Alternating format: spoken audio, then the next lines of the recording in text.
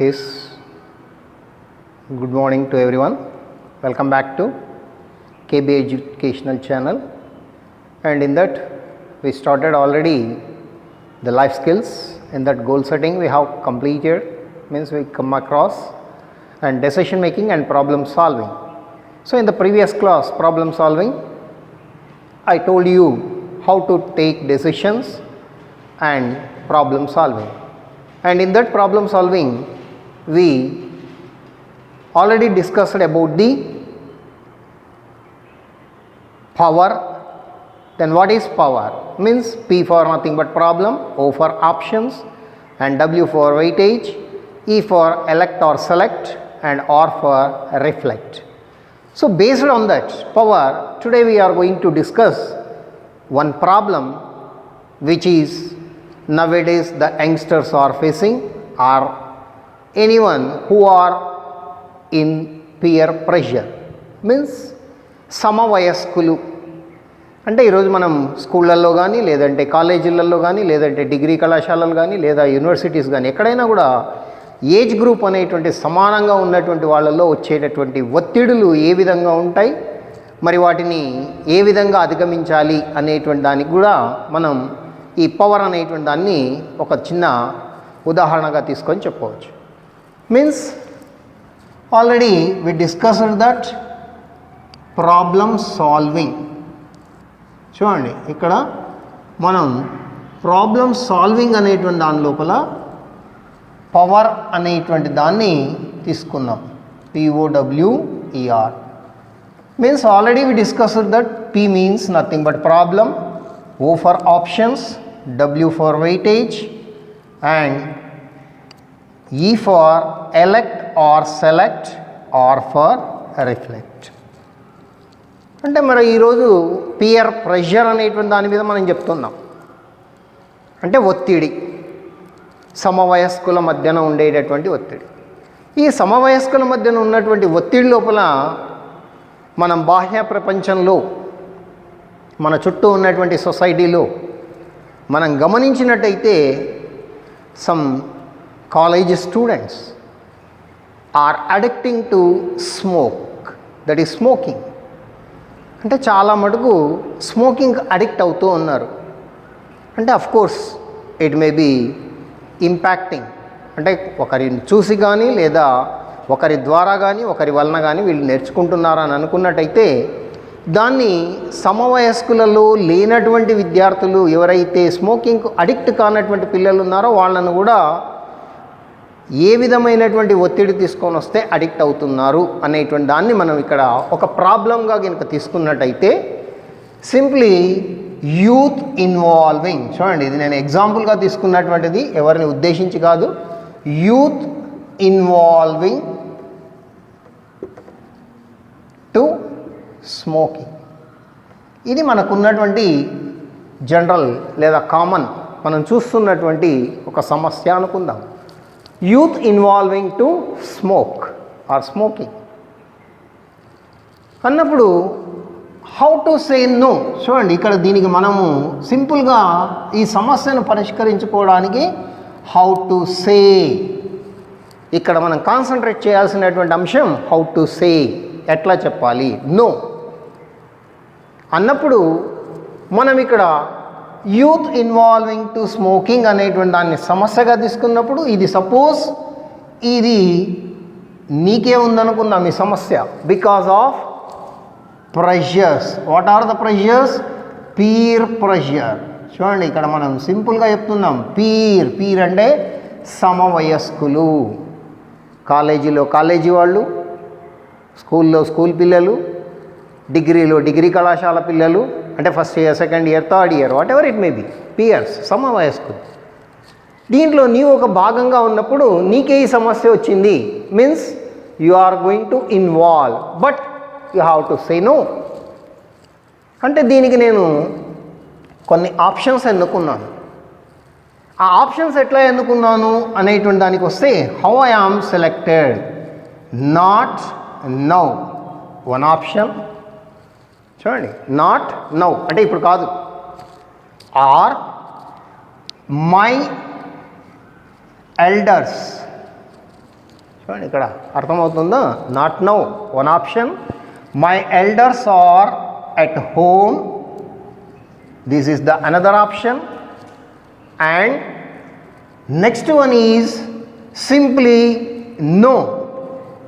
చూడండి ఇది ఒక option, my elders are at home one option, no is another one, and last one, thanks for your offering. చూడండి, are you following? Thanks for your offering. But అంటే నీవేదైతే offer చేశావో దానికి thanks, ముందు thanks చెప్తున్నాం ఫార్ యువర్ ఆఫరింగ్. బట్ చూడండి, ఆ but తర్వాత ఏంది అనేటువంటిది ఐఎమ్ గోయింగ్ టు ఎక్స్ప్లెయిన్. దీనిలో నేను ఎప్పుడైతే నాట్ నౌ అని అన్నానో, means I have elected not now. When I elected not now, ఇక్కడ నేను దీనికి వెయిటేజ్ ఇద్దామని అనుకుంటే, this is suppose A, and this is B, and this is C, and this is D.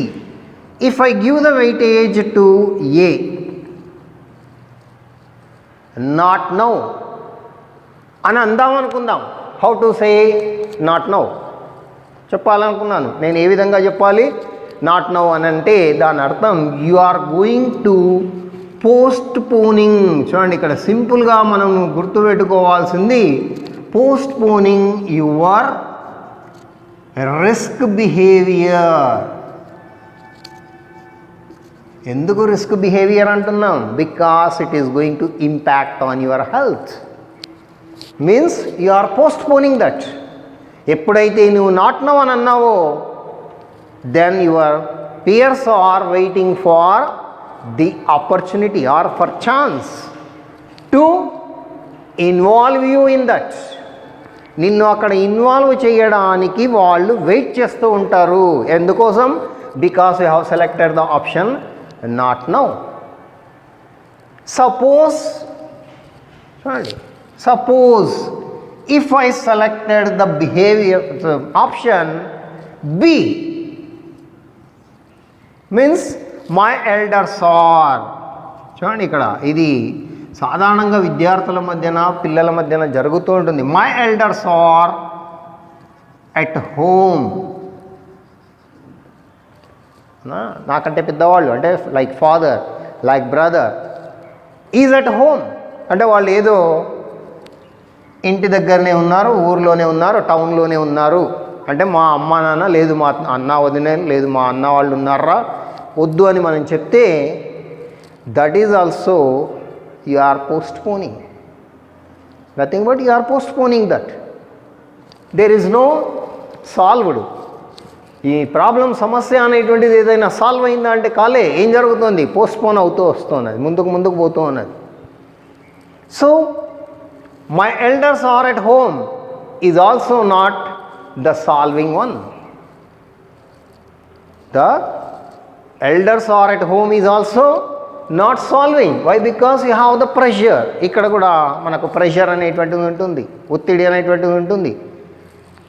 Suppose if you have selected the option. చూడండి, ఇవన్నీ నేను ఎందుకు చెప్తున్నానంటే మనం ఏ విధంగా అనేటువంటి దానికి హౌ టు సాల్వ్ ది అంటే మనకున్నటువంటి సమస్య ఏంటి, దానికి ఎలాంటి ఆప్షన్స్ ఉన్నాయి, దాంట్లో మనం ఏ సమస్యకు ఏ విధమైనటువంటి సమస్యకు సంబంధించిన ఆప్షన్స్కి weightage, what weightage we have to give, ఎలాంటి వెయిటేజ్ ఇస్తే మనకు ఏ విధంగా సమస్యల నుంచి బయటకు వస్తామనేటువంటి దాన్ని మనం చెప్పడానికి కోసం మనం ఇది తీసుకుంటున్నాం అన్నమాట. Suppose you have selected the option C, no. చూడండి, సింపుల్గా చెప్పేశావు say no, then what it is going to impact. మరి ఈ నో అని చెప్పినప్పుడు దాని ప్రభావం ఏ విధంగా ఉంటుంది అంటే, because you are peer, means మీరు సమవయస్కులు. మరి మీ మధ్యన ఏముంటుంది సార్? Means friendship. చూడండి, ఇది బాగా గుర్తుపెట్టుకోండి. యు హ్యావ్ ద ఫ్రెండ్షిప్, మీ మధ్యన స్నేహం అనేటువంటిది ఉంటుంది. ఆ స్నేహం ఏమైపోతుంది అంటే it is going to disturb or it makes deviation. మీ మధ్యన సంబంధాన్ని, మీ మధ్యన ఉన్నటువంటి ఫ్రెండ్షిప్ని ఏం చేస్తుంది? దూరం చేస్తుంది. So it disturbs.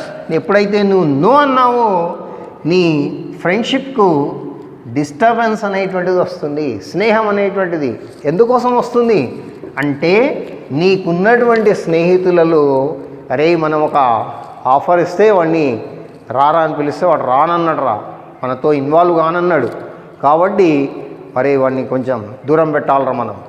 చూడండి, ఈరోజు ఇవన్నీ మనం సమాజంలో చూస్తున్నటువంటి, this is all not new things.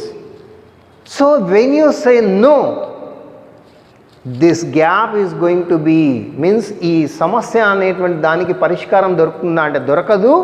ఇంకా నీ ఫ్రెండ్స్ అనేటువంటి వాళ్ళు కూడా వాళ్ళకు ఉన్నటువంటి లక్షణాల ద్వారా ఏం జరుగుతుంది అంటే నీకు వాళ్ళకు డిస్టెన్స్ పెరుగుతుంది. అంటే మనము చేస్తున్నది తప్పని వీడు ఇది చేస్తున్నాడు రా అనే ఫీల్ వాళ్ళ లోపల వస్తుంది. So I'm not going to select this one also. చూడండి, సమస్యకు పరిష్కారం దొరికిందా అంటే దొరకలే. But when I selected the option D, ఏమని చెప్తున్నాను? Thanks for your offering. అంటే నీవేదైతే ఆఫర్ చేశావో దానికి థ్యాంక్స్. అవునా, దానికి థ్యాంక్స్ అంటున్నాం. ఓకే బై, నువ్వు ఒక ఆఫర్ ఇచ్చావు, దానికి నేను ఎంతో, because I have the friends, we are friends, so for that I am giving thanks, I am saying thanks to that. But I have my health conscious. చూడండి, ఇక్కడ simple, నాకు నా హెల్త్ కాన్షియస్ అనేటువంటిది కూడా కావాలి. బికాస్ యు ఆర్ హ్యాబిచుయేటెడ్, మీకు అలవాటైపోయింది. It has become as habit to you people, మీకు అలవాటుగా మారింది. కాబట్టి మిమ్మల్ని నేను వద్దనట్లేదు. At the same time what you have offered, for that I am thanks for that. But I have my health conscious, at the same time I am saying no.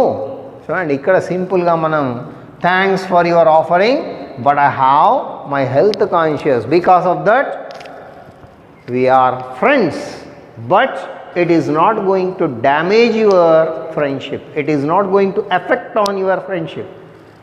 నీవేదైతే offer చేసావో దానికి నేను చాలా కృతజ్ఞుణ్ణి, కానీ నేను ఆ అలవాటు చేసుకోదలుచుకోలేదు. మీకుంది కాబట్టి మీరు గ్రహించుకోండి, మీరు మానుకునే ప్రయత్నం చేయండి అని వాళ్ళకి చెప్పి నేనేం చేశాను, I have selected the D and applied to my problem. ఎప్పుడైతే నేను ఈ ప్రాబ్లానికి, నాకున్న సమస్యకు దీన్ని అప్లై చేశానో అప్పుడు వాళ్ళ లోపల కూడా ఒక చేంజ్ అనేటువంటిది వస్తుంది. What is the change? అరే మనం ఆఫర్ చేశాం రా, but because of his consciousness on health that fellow is not addicted. So okay, but our friendship is not going to spoil, hour friendship is not going to disturb, hour friendship is not going to deviate. అక్కడ వేరుపడటం కానీ, విడిపోవటం కానీ, దూరం అవటం కానీ జరగడం లేదు అని చెప్పి వాళ్ళు ఏం చేస్తారంటే నీతో స్నేహంగానే ఉండటం జరుగుతుంది. So when you select in such a way by choosing the options, అంటే ఇది నేను ఎగ్జాంపుల్కి మాత్రమే తీసుకున్నటువంటిది, ఇలాంటి సమస్యలు ఎన్నో ఉన్నాయి.